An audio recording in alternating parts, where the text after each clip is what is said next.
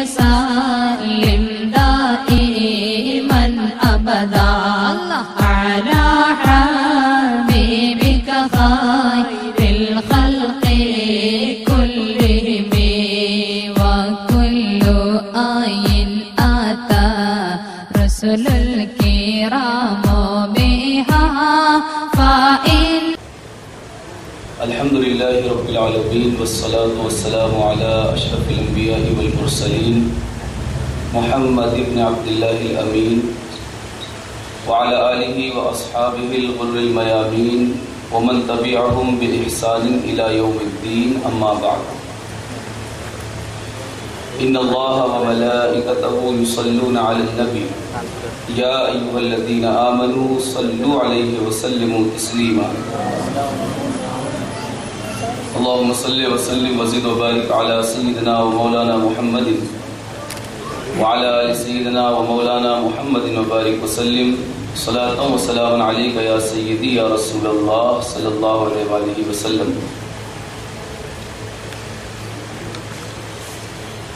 بفضلہ تعالی آج جس موضوع کے حوالے سے گفتگو کرنی ہے بڑا ہی دلچسپ اور اہم موضوع ہے.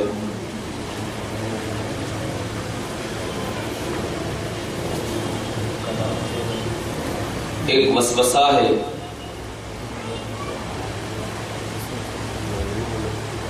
جو کچھ مسلمانوں کے ذہن میں بھی اور خاص کر دیگر وہ لوگ جو اسلام کی حقیقت کو نہیں جانتے، نہیں پہچانتے اور نہیں سمجھتے اور انہیں اسلام کی حقیقت کے حوالے سے علم نہیں ہے، ان کے ذہن میں بھی یہ چیز اکثر گردش کرتی رہتی ہے کہ ہم نماز اللہ کے حکم سے پڑھیں ٹھیک ہے، روزہ اللہ کے حکم سے رکھیں یہ بھی ٹھیک ہے، اسی طرح حج اور زکوٰۃ اور دیگر دینی معاملات اللہ کے حکم، اس کی شریعت اور اس کے قانون کے مطابق انجام دیں یہ تو ٹھیک ہے، لیکن اسلام اپنے ماننے والوں کو اس کا پابند کیوں کرتا ہے کہ وہ جس طرح نماز، روزہ، حج اور زکوٰۃ اور دیگر دینی معاملات کو اللہ کے حکم اور شریعت کے قانون اور اسلامک رول ریگولیشن کے حساب سے انجام دیتے ہیں، تو انہیں دنیاوی زندگی میں اسلام کا پابند کیوں کیا جاتا ہے کہ تم اپنی دنیاوی زندگی بھی اسلام کے مطابق گزارو. جس طرح دیگر مذاہب میں ہے کہ آدمی اور انسان جب تک مندر میں ہے وہاں جس کو وہ پوجتا ہے اس کے مطابق وہاں جتنی دیر اسے رہنا ہے اس کا قانون چلتا ہے اور اس کے مطابق رہتا ہے، لیکن مندر سے باہر آ گیا تو اب وہ اپنی لائف گزارنے میں آزاد ہے، اس کے لیے کوئی قانون اور کوئی قاعدہ نہیں، نہ جسے وہ پوجتا ہے اس نے بنایا، نہ اس کے دین اور اس کے دھرم نے اسے کوئی قاعدہ اور قانون دیا جس کے مطابق وہ مندر سے نکلنے کے بعد اپنے شب و روز گزارے اور اپنی زندگی گزارے. جس طرح ایک عیسائی اپنے کلیسے کی 4 دیواری میں جب تک رہتا ہے تو وہاں اس کے پوجنے، اس کے عبادت کرنے کا جو طریقہ ہے تو کلیسا کے اندر اپنے دین اور اپنے دھرم کے اعتبار سے وہ تھوڑی دیر کی اس کی جو زندگی ہوتی ہے اس کو اپنے دین کے مطابق گزارتا ہے، لیکن جب کلیسا اور عبادت خانے سے باہر آتا ہے تو اب وہاں پر اس کے معبود اور اس کے دین کا دیا ہوا اس کے پاس کوئی قانون نہیں ہے جس کے مطابق وہ اپنی لائف گزارے اور اپنی زندگی گزارے. اسی طرح دنیا کے تمام ماننے والے، تمام مذاہب کے، ان کا طریقہ کار یہی ہے کہ جب تک اپنے عبادت خانوں میں ہے، دینی قانون ان پر مسلط ہے، اور اپنے عبادت خانوں سے باہر نکل گئے تو اب ان کے لیے دین کا کوئی قانون، کوئی قاعدہ، کوئی ضابطہ جس کے مطابق اپنے عبادت خانے سے باہر نکلنے کے بعد ان کو زندگی گزارنا ہے، ایسا کوئی قاعدہ اور قانون اور ضابطہ ان کے پاس نہیں ہے۔ تو دنیا کے سارے مذاہب کو ماننے والوں کو دیکھنے کے بعد اسلام کے حوالے سے بھی یہ چیز ذہن میں آتی ہے کہ ہم بھی اسلام کو مسجد کے اندر ہی کیوں نہ رکھیں، ہم بھی اسلامی قاعدے اور قانون کو مدرسے کے اندر ہی کیوں نہ رکھیں۔ ہم سے یہ کیوں کہا جاتا ہے کہ ہم مسجد میں رہیں تو بھی وہاں اسلامی طور طریقے سے رہیں اور اسلامی قانون کے اعتبار سے رہیں، اور مسجد سے نکل جائیں حتیٰ کہ ہمیں کھانا کھانا ہے تو اسلامی ضابطے کے مطابق کھائیں، رزق کمانا ہے اسلامی ضابطے کے مطابق کمائیں،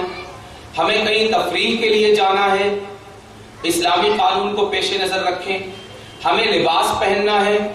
اسلامی ضابطے کو پیش نظر رکھیں، ہمیں سڑکوں پر چلنا ہے اسلامی قاعدے قانون کے مطابق چلیں، ہمیں رشتہ داروں کے حقوق ادا کرنے ہیں اسلامی قاعدے قانون کے مطابق ادا کریں، ہمیں پڑوسیوں کے حقوق ادا کرنے ہیں اسلامی رول اور ریگولیشن کے اعتبار سے ادا کریں۔ آخر دوسرے مذاہب کی طرف ہم جب دیکھتے ہیں تو ان کے یہاں دین ان کی صرف عبادت خانوں میں سمٹا ہوا ہے، لیکن اسلام یہ ہر قدم پر ہمیں اپنے قانون اور اپنے قاعدے کے اندر رہنے کے لیے کیوں کہتا ہے کہ جس طرح مسجد میں، اسی طرح بازار میں، اسی طرح ہماری دکان میں، اسی طرح ہماری سڑکوں پر، ہر جگہ، یعنی اسلام نے ایک مسلمان کی زندگی کا نہ کوئی لمحہ چھوڑا، نہ کوئی قدم چھوڑا، نہ کوئی عمل چھوڑا، اور نہ ہی کوئی جگہ ایسی چھوڑی جہاں اسلام نے اسے آزاد کر دیا اور اس کے لیے کوئی لائحہ عمل اور کوئی طریقہ کار نہیں رکھا، بلکہ یہ بھی اسلام کا ساری دنیا کے مذاہب میں امتیاز ہے کہ یہ صرف عبادت کرنا نہیں سکھاتا، بلکہ ایک زندگی کا ایک طریقہ اور ایک پورا لائف سٹائل اس کا اپنا پرسنل ہے کہ ایک مسلمان جب انسان ایک اسلام لے آتا ہے تو ساری دنیا سے ہٹ کر اس کا اپنا ایک لائف سٹائل ہوتا ہے، اس کا ایک اپنا طریقہ زندگی اور طریقہ حیات ہوتا ہے جس کے مطابق اگر وہ زندگی گزارے تو اس کا رب راضی ہوتا ہے اور اس کی زندگی کو کامیاب زندگی کہا جاتا ہے، اور اگر اس کے مطابق زندگی نہ گزارے تو اس کی زندگی کو ناکام زندگی کہا جاتا ہے اور اس کا رب بھی ناراض ہوتا ہے۔ آخر ایسا کیوں کہ سارے ادیان و مذاہب کا دین ان کی عبادت خانوں میں قید اور اسلام کا قانون اسلام کے ماننے والوں پر ہر جگہ جاری ہوتا ہے؟ تو یہاں پر سمجھنے کی بات جو ہے وہ یہ ہے، اگر ہم نے اس چیز کو سمجھ لیا تو ہمارا یہ خلجان اور ہمارے ذہنوں میں آنے والا یہ وسوسہ ختم ہو جائے گا کہ اللہ رب العزت نے اسلام میں عبادت کا جو کانسیپٹ اور جو تصور ہے وہ صرف مسجد میں نماز پڑھنے تک یا رمضان میں روزے رکھ لینے تک یا سال میں ایک مرتبہ حج کر لینے تک یا سال میں ایک مرتبہ زکوٰۃ نکال دینے تک نہیں ہے جس طرح دوسرے مذاہب میں، بلکہ اسلام میں عبادت کا کانسیپٹ بہت وسیع ہے۔ اللہ نے عبادت کا کانسیپٹ اسلام میں اتنا وسیع اور اتنا کشادہ فرما دیا ہے کہ مسلمان کی کوئی حرکت اور کوئی سکون، انسان یا تو حرکت کرتا ہے یا سکون، تیسری کوئی حالت انسان کے لیے نہیں،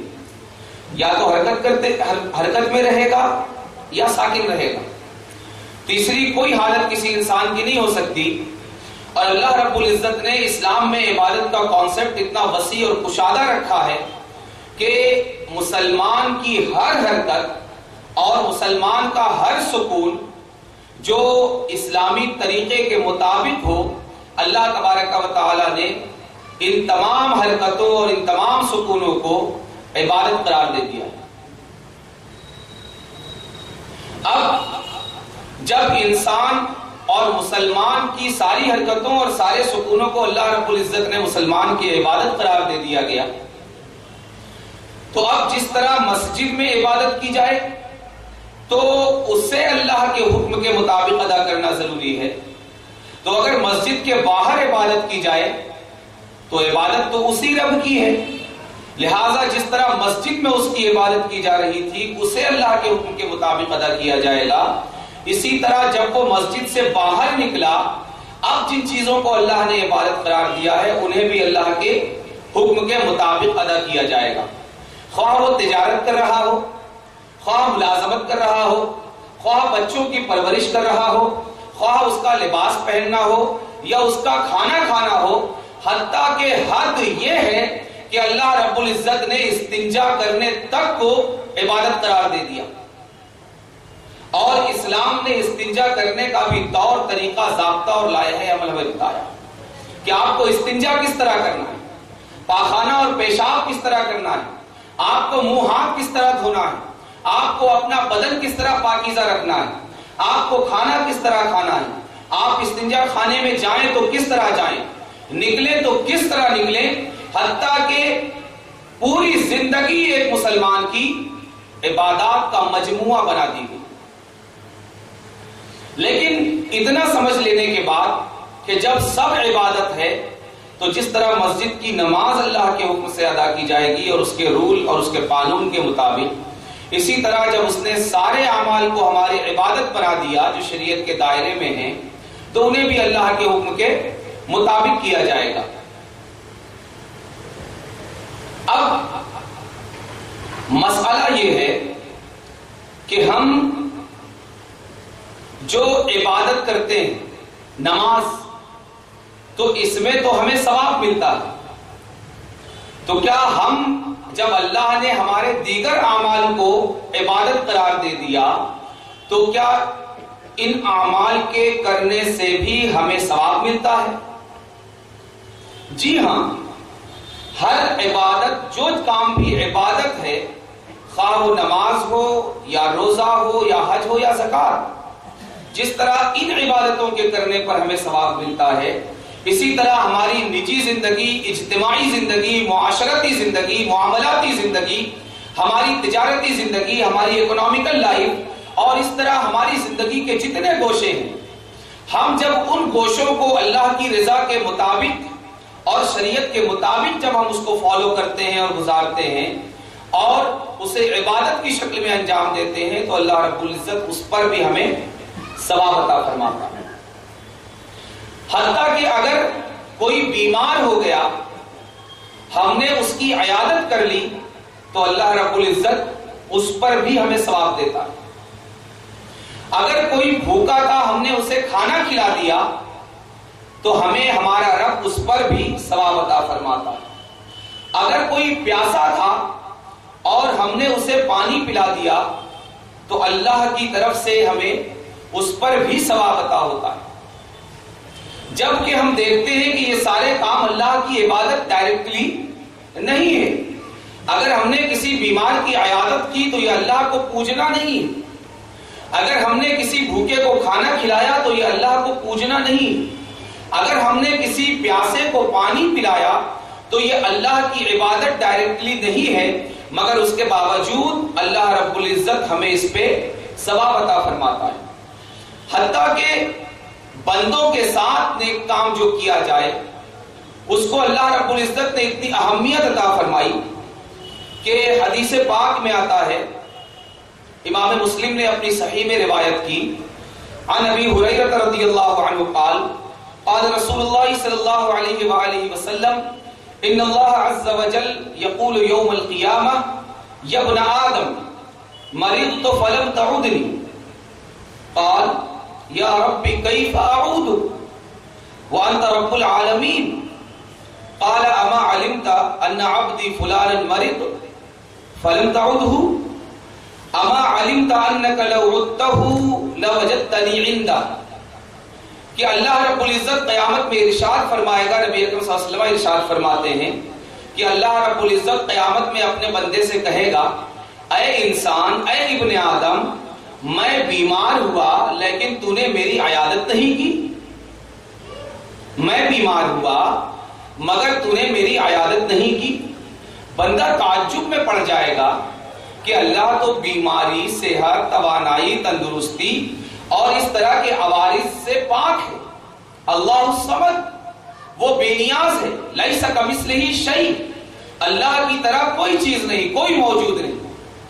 پھر آخر یہ اللہ اس طرح کیوں فرما رہا ہے کہ بندے مرضت فلم تعودنی، کہ میں بیمار ہوا مگر تو نے میری عیادت کو، تو نہیں آیا، تو نے میری عیادت نہیں کی۔ بندہ تعجب میں عرض کرے گا، مولا میں تیری عیادت کیسے کرتا، تو تو سارے عالمین اور سارے عالموں کا رب اور پروردگار ہے، تو تو بیماری اور عیادت اور مرض سے پاک ہے۔ تو بندہ کہے، اللہ رب العزت ارشاد فرمائے گا، میرے بندے کیا تجھے معلوم نہیں کہ میرا فلاں بندہ بیمار تھا لیکن تو نے اس کی عیادت نہیں کی؟ اگر تو اس کی عیادت کر لیتا تو تو مجھے اس کے قریب پاتا۔ یعنی بیماری پر اتنا بڑا اجر ہے، بیماری پر عیادت پر اتنا بڑا اجر عطا فرماتا ہے کہ اگر کسی بیمار کی عیادت کر لی جائے تو بیمار کی عیادت کرنے والے کو ہمارا رب مل جاتا ہے۔ اسی طرح آگے نبی اکرم صلی اللہ علیہ وسلم ارشاد فرماتے ہیں کہ اللہ رب العزت ارشاد فرمائے گا، یا ابن آدم استطعمتک فلم تطعمنی، قال یا ربی وکیف اطعمک وانت رب العالمین، قال اما علمت انه استطعمك عبدی فلان فلم تطعمه، اما علمت انك لو اطعمته لوجدت ذلك عندی۔ اللہ رب العزت ارشاد فرمائے گا کہ بندے میں نے تجھ سے کھانا طلب کیا مگر تو نے مجھے کھلایا نہیں۔ بندہ پھر تعجب میں پڑ جائے گا کہ میرا رب تو کھانے اور پینے سے پاک ہے۔ بندہ عرض کرے گا، مولا میں تجھے کیسے کھلاتا، تو تو رب العالمین ہے، خود ساری کائنات کو کھلانے والا ہے مگر خود کھانے سے پاک ہے۔ اللہ رب العزت ارشاد فرمائے گا، کیا تجھے معلوم نہیں کہ میرا ایک بندہ بھوکا تھا، اس نے تجھ سے کھانا مانگا مگر تو نے اس کو کھانا نہیں کھلایا؟ میرے بندے اگر تو میرے اس کھانا مانگنے والے بندے کو کھانا کھلا دیتا تو تو اپنے اس کھانا کھلانے کا اجر آج میدان محشر میں میرے پاس پاتا۔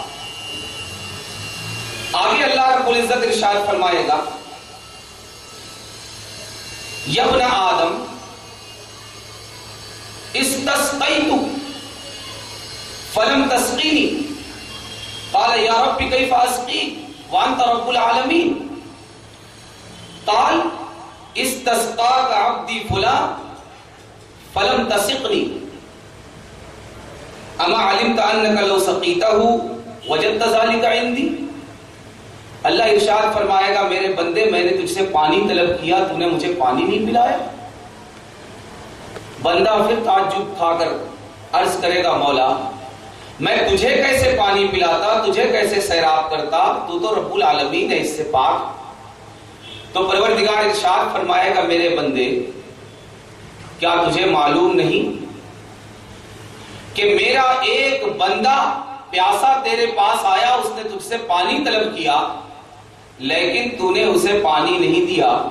اگر تو اسے پانی پلا کر سیراب کر دیتا تو آج اس کا اجر تو میرے پاس پاتا۔ تو اس سے پتا چلا کہ اسلام نے اسلام اپنے مذہب اور دین کو،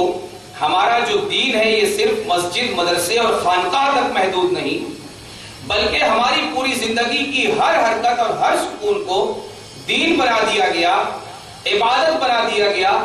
اور اس پر ہمیں ثواب بھی دیا جاتا ہے۔ اسی طرح اگر آپ کسی کے ساتھ عدل و انصاف کرتے ہیں، حتیٰ کہ وہ کوئی غیر مسلم ہی کیوں نہ ہو،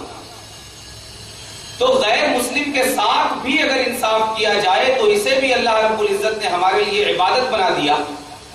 اور اسے بھی ایسا عمل قرار دیا کہ اس پر بھی ہمیں ثواب عطا فرماتا ہے۔ اللہ رب العزت قرآن کریم میں ارشاد فرماتا ہے لا یجرمنکم شنآن قوم علی الا تعدلوا اعدلوا هو اقرب للتقوی، کہ لوگوں تمہارے دشمنوں سے تمہاری دشمنی تمہیں اس بات پر آمادہ نہ کرے کہ تم ان کے ساتھ ناانصافی کرو، بلکہ اگر وہ غیر مسلم بھی ہے تمہارا دشمن بھی ہے تو جب اس کے ساتھ انصاف کا معاملہ آئے تو وہی معاملہ کرو جو اس کے ساتھ عدل و انصاف کا معاملہ ہو۔ انصاف کرو کہ اس غیر مسلم اور تمہارے دشمن کے ساتھ انصاف کرنا بھی ہو اقرب للتقوی، کہ تقوی کے یہی زیادہ قریب۔ غیر مسلم کے ساتھ انصاف کرنے کو بھی اللہ رب العزت نے تقوی حاصل کرنے کا ذریعہ اور راستہ ہمارے لیے بنا دیا۔ اسی طرح اگر کوئی پڑوسی کے ساتھ حسن سلوک کرتا ہے تو اس پر بھی ہمیں ثواب اور اجر کی بشارت دی گئی۔ نبی اکرم صلی اللہ علیہ وآلہ وسلم ارشاد فرماتے ہیں ان اللہ فی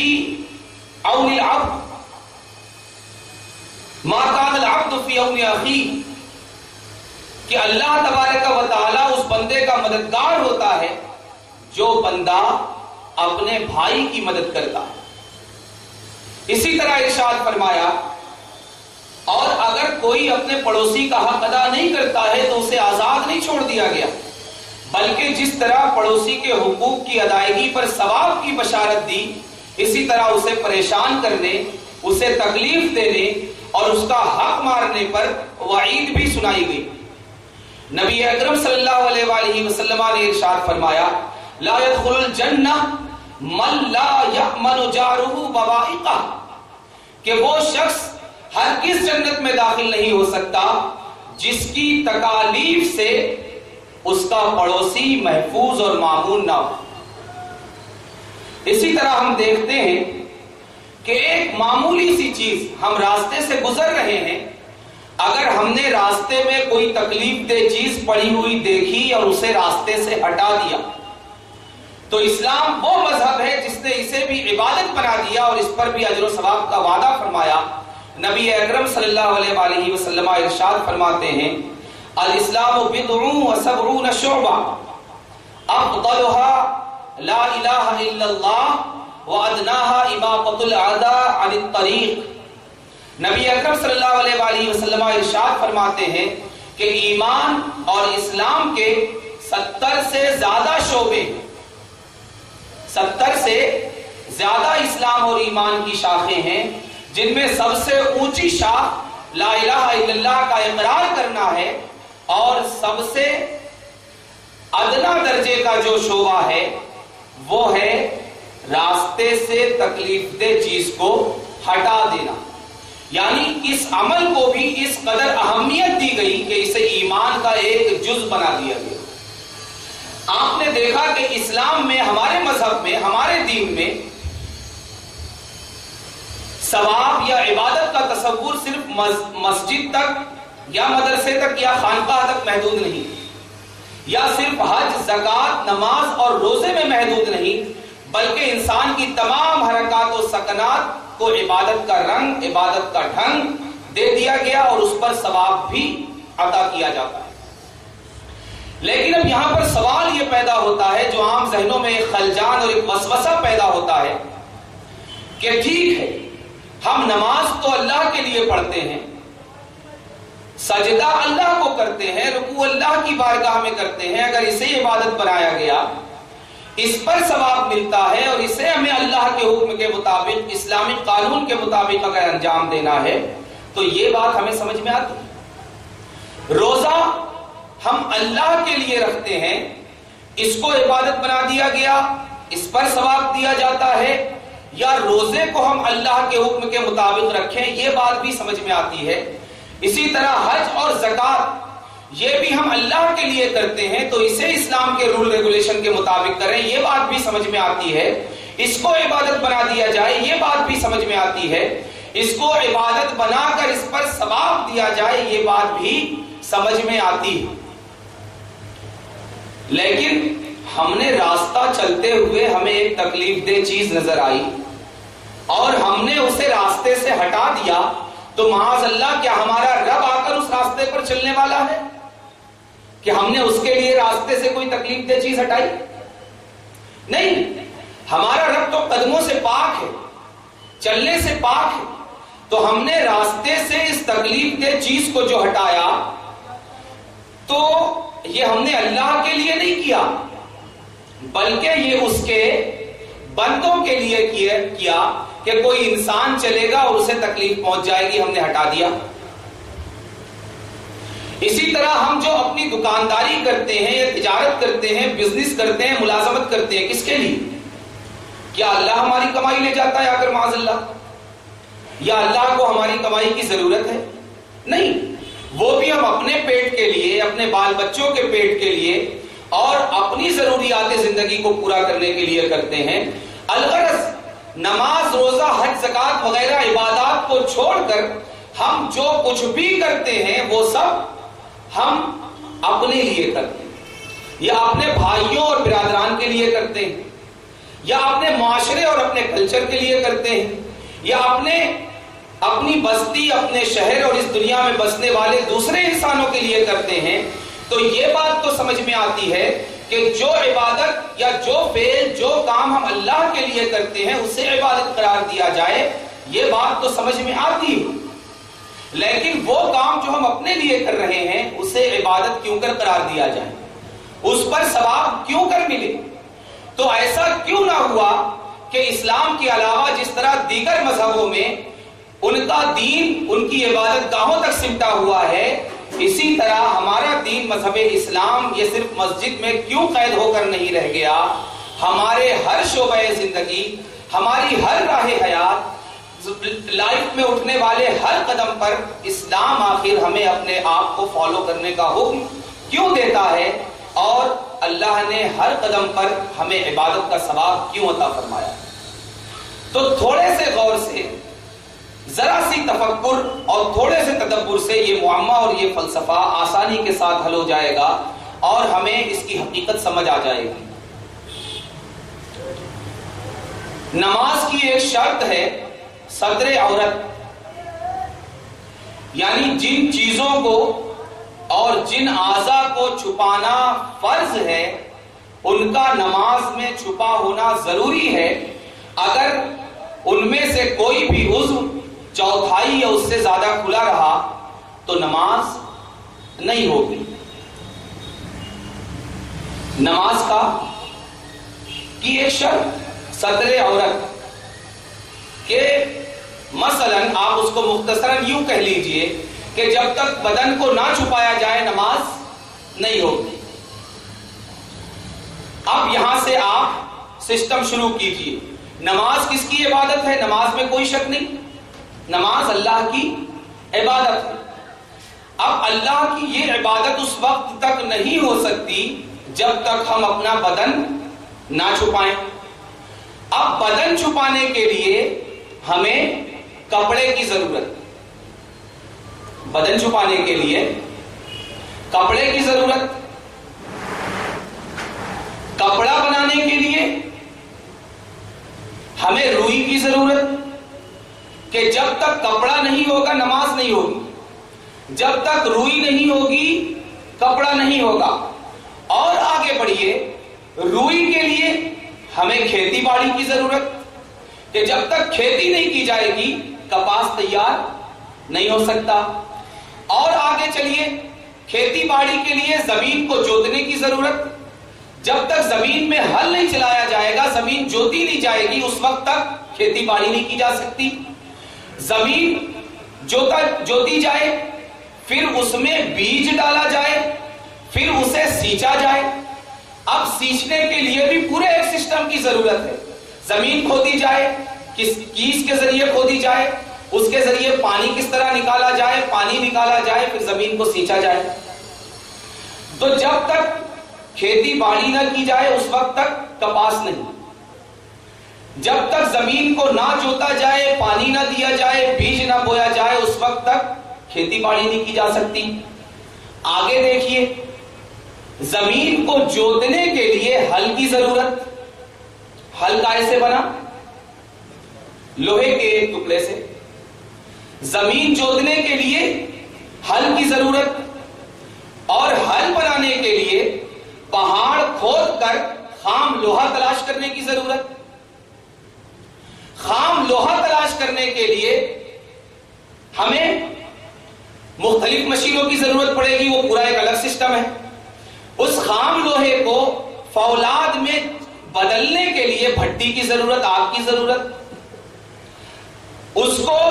فولاد بنانے کے بعد لوہار کی ضرورت، جو اسے ہل کی صورت دے گا۔ اس کے بعد آپ ریوس آ جائیے، کپاس بن گئی۔ کپاس سے ڈائریکٹ کپڑا نہیں بن جاتا، بلکہ کپاس آنے کے بعد اس کو دھنکنے کی ضرورت۔ دھنکنے سے بھی کپڑا نہیں بن جائے گا، بلکہ اس کو کاٹنے اور بٹنے کی ضرورت۔ بٹنے کے بعد اس سے دھاگا بنانے کی ضرورت۔ پھر اس دھاگے کو ایک مخصوص طریقے کے آلے پر چڑھانے کی ضرورت، جیسے ہمارا بنڈل ہوتا ہے دھاگے کا۔ پھر اس کو ایک مشین پر چڑھانے کی ضرورت۔ پھر وہ کپڑا بننے والی مشین آپ صبح شام اپنی آنکھوں کے سامنے دیکھتے ہیں کہ وہ کتنا بڑا پلان اور پروجیکٹ ہوتا ہے، کہ سینکڑوں کل پرزے اس کے اندر ورک کرتے ہیں، تب جا کر کپڑا ایک تھان پر چڑھتا ہے۔ لیکن اب اٹھا کر ہم اسے پہن نہیں سکتے، بلکہ اب اس کے بعد اس کو کیلنڈر کرنے کی ضرورت۔ کیلنڈر ہونے کے بعد پھر اسے پالش کرنے کی ضرورت۔ پالش ہونے کے بعد پھر مارکیٹ پہ لے جانے کی ضرورت۔ مارکیٹ پہ جانے کے بعد ریٹیلر کے پاس لانے کی ضرورت، جو فٹکر میں اسے بیچے گا۔ فٹکر والی دکان پہ آ جانے کے بعد میں اب فٹکر والی دکان پر جاؤں، خرید کر لاؤں،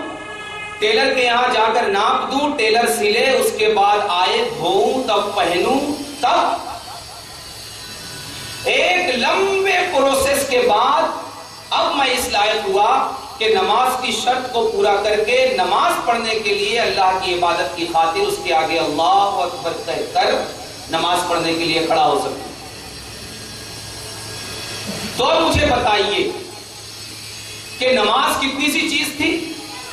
کہ اللہ اکبر کہہ کر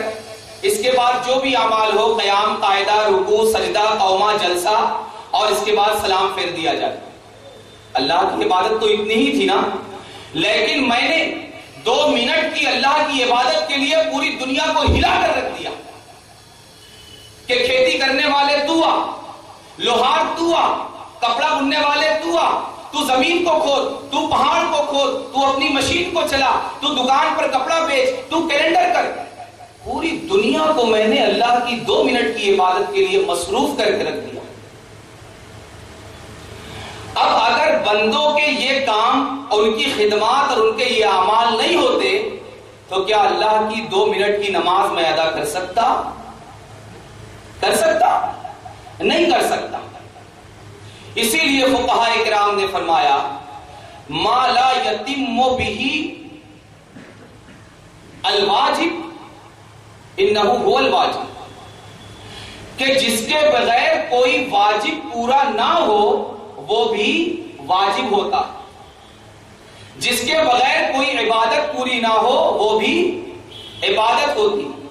جس کے بغیر کوئی فرض پورا نہ ہو وہ بھی فرض ہوتا۔ تو ہم نے دیکھا کہ اللہ کی عبادت تو ہم یہی سمجھتے تھے کہ 2 منٹ کی نماز ہے، لیکن جب ہم اس کو ادا کرنے کے لیے کھڑے ہوئے تو ہمیں اتنی ساری چیزوں کو انجام دینا پڑا کہ جب تک اگر ہم اس کو انجام نہیں دیتے تو اللہ کی بارگاہ میں عبادت کے لیے ہم کھڑے نہیں ہو سکتے تھے۔ تو گویا اب یہاں سے وہ وسوسہ ختم ہو گیا کہ اسلام صرف مسجد میں محدود کیوں نہیں، پہاڑ کھودنا بھی عبادت کیوں، کپڑا بننا بھی عبادت کیوں، ہل چلانا بھی عبادت کیوں، زمین جوتنا بھی عبادت کیوں، زمین سینچنا بھی عبادت کیوں، بیج بونا بھی عبادت کیوں، اپنی دکان پر بیٹھ کر تجارت کرنا بھی عبادت کیوں؟ صرف اس لیے کہ یہ سب وہ راستے ہیں جن پر چل کر ہم اللہ کی عبادت سمجھتے ہیں اور اس کے لیے تیار ہوتے ہیں۔ تو جب اس کے بغیر اللہ کی عبادت نہیں کی جا سکتی تو یہ سارے اعمال بھی اللہ کی عبادت ہوں گے، اور جس طرح نماز پر ہمیں ثواب عطا کیا جاتا ہے اسی طرح ان اعمال پر بھی ہمیں ثواب عطا کیا جائے گا۔ یہاں سے ہمیں اسلام اور دیگر مذاہب کے درمیان فرق محسوس ہو گیا کہ وہ اور مذاہب ہوں گے جن مذاہب میں دینے والے کے پاس دین کی کمی ہوگی